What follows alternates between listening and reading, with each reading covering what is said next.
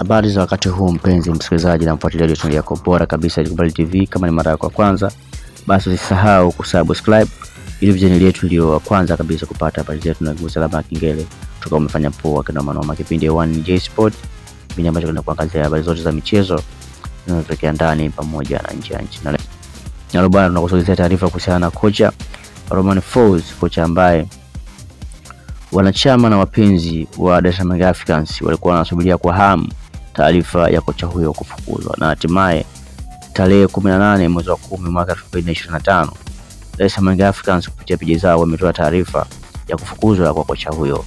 Licha ya kocha huyo kufanya vizuri, lakini bado wanachama na wapenzi walikuwa hawavutiwi na namna ya klabu yao ilivyokuwa inacheza. Tukumbuke kwamba Romain Folz akiwa na Dar es Salaam Africans amefanikiwa kucheza michezo 11, lakini kwa michezo hiyo akishinda michezo 9, akisuluhu mmoja, akifungwa mmoja, ambapo kwa michezo hiyo michezo 5 ya kirafiki, mchezo mmoja wa ngao ya jamii, mchezo mmoja wa NBC Premier League, michezo 2 ya mashindano ya CAF Champions League kwenye hatua za awali. Hiyo ndio michezo ambayo ameshinda, lakini michezo ambayo amepoteza mchezo wa Mbeya City katika mchezo wa NBC Premier League, lakini pia amepoteza mchezo wa Silver Strikers kwa mchezo wa CAF Champions League kwenye hatua ya awali. Sasa bana, Dar es Salaam Africans kupitia kwenye peji yao wameposti barua ambapo imewataarifu umma juu ya kocha huyo Romain Folz, ambapo barua hiyo imeandikwa kama ifuatavyo: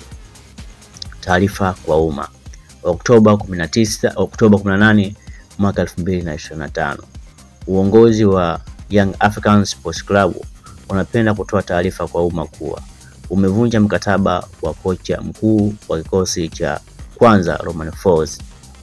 Uongozi wa Young Africans Sports Club unamshukuru kocha Romain Folz kwa mchango wake ndani ya klabu yetu na unamtakia kila laheri katika majukumu yake yanayofuata. Katika kipindi hiki kikosi chetu kitakuwa chini ya kocha msaidizi Patrick Mabeji, huku mchakato wa kutafuta kocha mkuu ukiendelea. Imetolewa na idara ya habari na mawasiliano Young Africans Sports Club.